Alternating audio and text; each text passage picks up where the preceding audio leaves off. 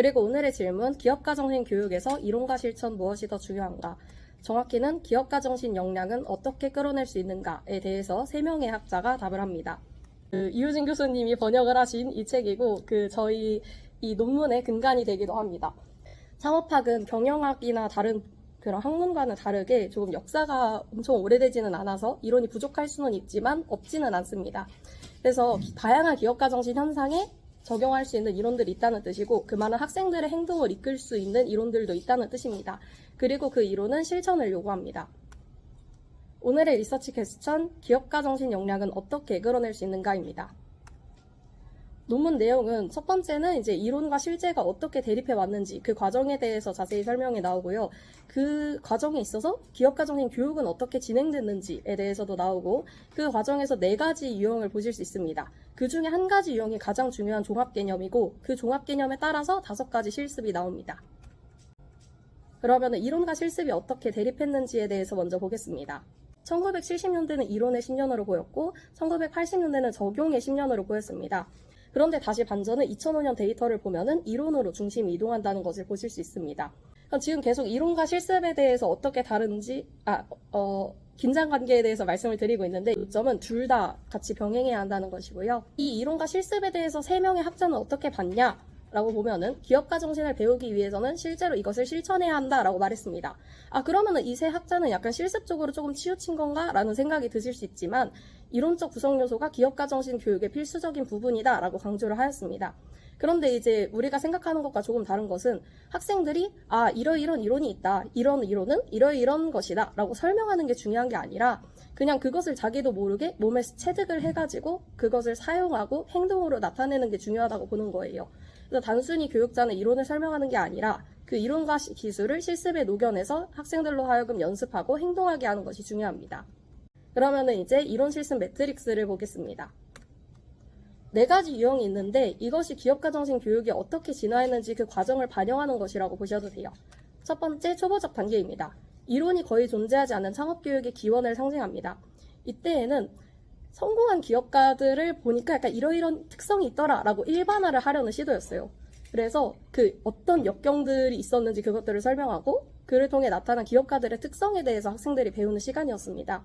이제 어떤 문제가 생기냐면은 예를 들어서 스티브 잡스나 김봉진 대표 얘기를 해요. 근데 나는 못할 것 같아. 나는 저런 깜냥이 안 되나 봐. 라는 생각을 학생들이 할 수 있겠죠. 그래서 학생들이 기업가 정신을 거부한다는 문제가 생깁니다. 두 번째는 실무적 단계이고 여기서는 직업훈련이나 기술훈련으로 보시면 됩니다. 경영대학원은 이 단계에서 시작을 했는데 이제 기업가 정신보다는 그냥 중소기업 경영에 부합하는 교육을 했다고 보시면 돼요. 그래서 이론이 부족하다는 비판이 나중에 있었습니다. 세 번째로는 학술적 단계, 여기도 아카데믹 단계로 잘 칠해져 있고 오늘날 기업가 정신 교육에서 좀 지배적입니다. 프로세스 관점의 장점이 확실히 있어요. 기회를 식별하는 것부터 비즈니스 종료까지 기업가 정신 범위를 확장했다는 측면에서는 좋지만 이게 실제 적용을 고려하지 않고 설명하는 단순한 이론이기 때문에 학생들한테는 지루할 수 있고 또 기업가 정신은 새로운 것을 계속해서 발굴하고 만들어내야 되잖아요. 그래서 기업가 정신을 위한 교육에는 좀 부적절할 수 있다라는 단점이 있습니다. 마지막으로 이제 이 이론 실습 매트리스에서 가장 중요한 종합적 단계, 여기에 이제 신도시스 맨 왼쪽 맨 위에 여기에 칠해져 있어야 하는 건데요. 드디어 이론과 실제가 충돌해서 실행 가능한 이론을 생성합니다. 약간 이런 거예요. 아까 잠깐 말씀을 드렸지만 학생들이 선생님 이러이런 이론이 있고요. 이러이런 요소가 있어요. 라고 설명하는 게 중요하지는 않습니다. 예를 들면은 여러분들이 걷기 운동을 할 때 내가 발을 걸으면은 이런 근육과 혈관 작용이 거쳐서 내 몸에 이러이런 작용이 일어나가지고 나는 건강해지는 거야 하고 걷지 않으시잖아요. 그냥 걸으면 건강해진다 라는 거를 알고 걸으면서 실제로 몸이 건강해지는 변화를 느끼시잖아요.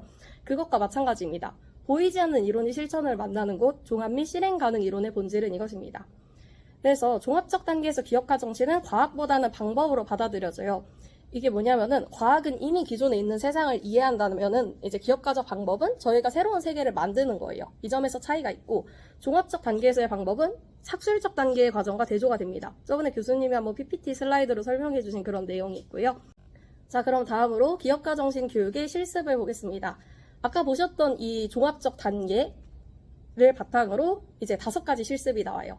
놀이 실습, 공감 실습, 창의 실습, 실험 실습, 그리고 가장 중요하다고 할 수 있는 성찰 실습이 있습니다. 자, 먼저 놀이 실습입니다. 자유롭고 상상력이 풍부한 마음을 개발을 해서 이제 기회를 찾고 기업가 정신을 발휘하게 만드는 방법인데요. 에듀테인먼트라는 글자가 있었습니다. 왜 놀이나 재미는 학습과 교육이라는 단어와 결합될 수 없는가? 라는 것에 대한 의문이에요. 우리는 몰입을 할 때 그러니까 공부를 잘 할 수 있고, 그리고 실제로 놀고 좀 즐거운 시간을 보낼 때 몰입도가 높아집니다. 그래서 건설적인 놀이를 하면은 학생들이 직접 창조를 하고 문제를 해결하도록 장려해요. 우리 저번에 그 퍼즐을 맞추고 퀴즈 한 것처럼요. 그래서 이런 놀이로부터 학생들은 아이디어를 내고 팀워크를 발휘하고 시행착오를 통해 학습합니다. 그래서 예시로 마시멜로 챌린지를 들 수 있습니다. 그 다음은 공감 실습입니다. 타인의 감정과 상황, 생각과 의도, 그리고 필요를 느끼고 이해하는 데 도움이 되는 사회적, 정서적 기술을 배우는 과정으로 학생들의 의사소통 능력이 올라갑니다. 저는 처음에 공감 실습을 들었을 때 그 오은영 박사님이 말씀하시는 그 공감인가? 이게 뭐지? 막 이러고 있었는데 약간 예시를 들으면은 인류학자가 그냥 자기 연구실에서 인류학만 계속 연구를 하는 게 아니라 진짜 그 정글에 들어가서 유인원과 먹고 사는 거예요. 그들이 어떻게 먹고 살고 생활하고 그런 방식들을 직접 이제 보는 겁니다. 가까이서. 그리고 식품 유통에 관심 있는 학생이 있다 싶으면은 그냥 유통학개론, 뭐 유통 방법론 이런 것만 보는 게 아니라 마트에 가가지고 사람들이 어떻게 물건을 사는구나 이거를 주구장창 몇 시간 동안 계속 봐요. 기업가 정신은 어떻게 적용할 수 있느냐? 그냥 기업가 인터뷰를 하는 것을 예시로 들 수 있습니다. 그래서 왜 이게 기업가 정신 분야에서 중요하냐면은 기업가의 삶을 이해하고 자기 능력을 평가하는 데 도움이 돼요. 그래서 새로운 제품, 서비스, 조직의 선행 조건인 이 충족되지 않은 요구사항을 식별하기 위해서 의미있고 실제적인 방식으로 이해관계자 연결을 할 수 있습니다. 이게 무슨 말이냐면은 처음부터 저희가 완벽한 비즈니스 모델을 세우고 완벽한 제품이나 서비스를 출시하면 너무 좋겠지만 그렇지 않을 수도 있잖아요. 그렇지만 고객과 계속 공감 실습을 하면서 계속 커뮤니케이션 하면서 뭐가 부족한지 알고 디벨롭을 하면 된다는 겁니다. 여기서 교육자는 어떤 역할을 해야 되냐? 학생들에게 그 관찰할 수 있는 공간을 주고 시간을 주면 됩니다. 논문에서 딱 그 2시간 동안 말 없이라는 표현을 쓰는데요. 그냥 터치하지 말고 개입하지 말고 충분한 시간을 줘라 라는 뜻으로 받아들였습니다.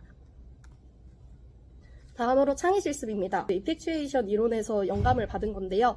창의적 잠재력을 활용해서 기회를 창출하는 겁니다. 학생들이 자기가 갖고 있는 것으로도 가치 있는 무언가를 생산할 수 있는 그런 창의적인 능력을 발휘하게 하는 거예요. 약간 이런 얘기 있잖아요. 그 뮤즈가 오기를 바란다면은 뮤즈가 너에게 몇 시에 와야 되는지 알려줘라. 그러니까 창의력이 그냥 뿅 하고 나타나길 바라지 말고 뭔가를 하고 있어야 창의성도 생긴다는 건데요. 학생들 각각이 자기가 창의적일 수 있다는 것을 이해하게 해야 하면서 그렇게 할 수 있는 그 툴을 제공해 주는 게 중요한 거예요. 이게 왜 중요하냐면은 효과적인 기업가는, 그러니까 잘하는 기업가는 단순히 기회를 찾지 않고 창출하기 때문입니다. 그러면은 기회를 어떻게 창출하느냐? 행동하려는 열망을 측정을 합니다. 내 아이디어에 대한 열정이 1부터 10까지 있을 때 이게 8 이하면은 한번 다시 생각을 해봐야 돼요. 그리고 현재 가지고 있는 것에서 시작해야 됩니다. 내가 뭘 갖고 있는지 판단 안 하고 그냥 뭐가 필요하지? 라고 보면은 아무것도 안 하는 그런 행동을 합리화할 수도 있어요. 그래서 이 3가지 질문에 답하면서 이제 필요한 개인 자산을 계산을 하다 보면은 부족한 점은 나중에 생기기도 합니다. 자원은 후속 기회가 생길 수도 있고요. 그래서 일단은 현재 갖고 있는 것에서 시작을 합니다.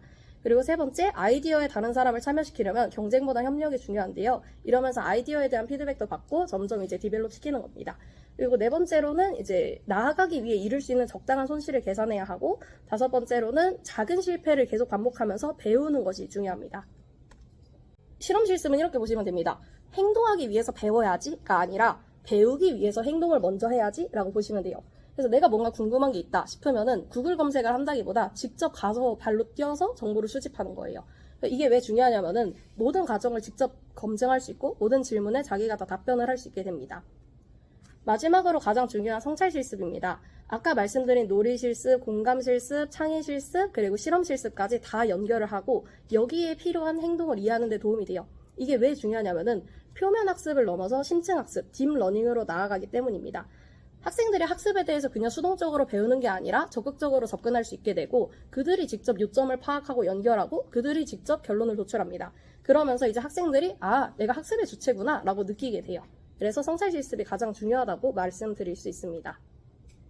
그러면은 이 심층학습을 하려고 하기 위해서 어떤 성찰 방법들을 쓸 수 있냐면, 먼저 무슨 일이 일어났는지 설명할 수 있고, 그를 통해 느낀 자기의 감정이 뭔지도 돌아보고, 또 나와 다른 사람이 경험에 어떤 영향을 미쳤는지도 생각을 해보고, 또 사건의 과정이나 중요한 요소도 설명하고, 사건이 어떻게 연결되거나 관련되는지도 설명합니다. 또 경험을 평가해보고 그 과정에서 자기가 배운 내용을 성찰할 수 있어요. 자, 그래서 이 논문의 결론을 말씀드리겠습니다. 기업가 정신에 대한 실습 기반 접근 방식에 대해서 얘기를 했는데, 오늘날 기업가 정신 교육의 여러 변화를 나타냅니다. 일단 첫 번째로, 창업은 단순히 새로운 벤처 창출이 아니라 기업가 정신이라는 단어가 새로운 의미를 갖게 됐습니다. 그래서 그 어느 때보다 과감하게 생각하고 행동해야 하는 세대에게 동기를 부여하고 있다는 점에서 중요하고요. 그럼 기업가 정신이 어떤 건데? 보면은 프로세스나 이벤트, 심지어 개인에 관한 것이 아니라 그냥 라이프 스타일, 철학에 관한 것입니다. 그냥 이게 이제 삶의 방식이 되는 거예요. 새로운 아이디어, 새로운 가능성, 새로운 시장, 이런 모든 것들을 다 창조하는 것이 되고요. 마지막으로는 학생들이 기업가적인 삶을 살 수 있도록 돕는 교육입니다. 살아가는 방식이라고 보시면 될 것 같아요. 그러면은 이것이 기업가 정신 교육에 대한 실천 기반 접근 방식의 전부입니다 하고 마무리를 합니다. 제가 두 문장만 읽어볼게요. 기업가 정신의 아름다운 점 중 하나는 우리가 계속해서 실수를 하고 매번 뭔가를 배우기만 하면 완벽하게 괜찮다고 느낄 수 있다는 것입니다. 기업가 정신 교육은 다른 사람들이 발견하는 것을 배우는 것에서 스스로 발견하는 것으로 매우 큰 전환을 완화하는 데 많은 역할을 할 수 있다고 생각합니다. 이렇게 논문이 마무리가 됩니다. 자, 그러면은 이것을 활용한 국내 사례에 대해서 말씀을 드릴 건데, 제가 그 창업 뉴스, 이 뉴스 때 티처 플러너 발표한 거 기억하시죠? 이번에는 뉴스 플러너를 가져왔습니다. 그래서 초등학교 커리큘럼만 가져왔는데요.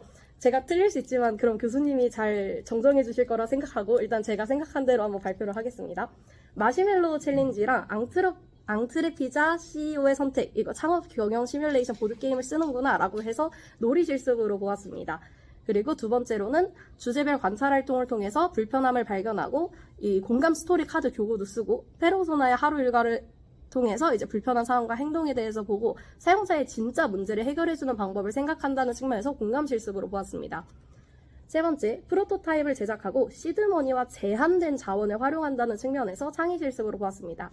네 번째, 학생들이 판매자와 구매자를 직접 경험할 수 있게 미니마켓 판매 부스를 운영을 해본대요. 이것을 통해서 이제 직접 실행하는구나, 실험하는구나 해서 이제 실험 실습으로 보았습니다.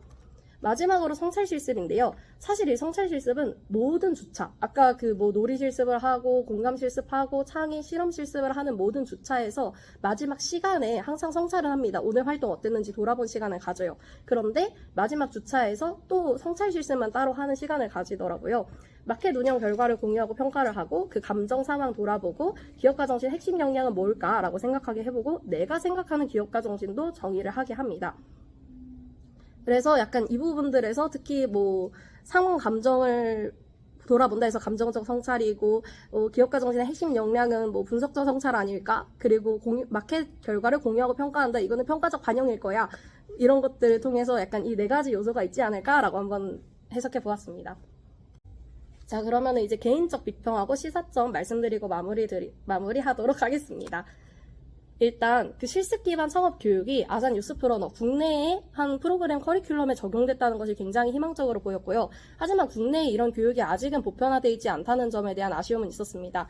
그리고 제가 이 프로그램들을 진행해보지 않고 기획해보지 않아서 잘 모르는 걸 수도 있지만 그냥 이것만 딱 봤을 때는 그 한 학교 내에서 선생님과 학생들이 소통하면서 이 프로그램을 운영하는 것으로 보였거든요. 그래서 이게 어느 정도 이제 조금 우리나라에 보편화가 된다면은 교실 밖으로 나가서 직접 공감 실습해보고 실험 실습해보면 더 좋지 않을까라는 생각이 들었습니다.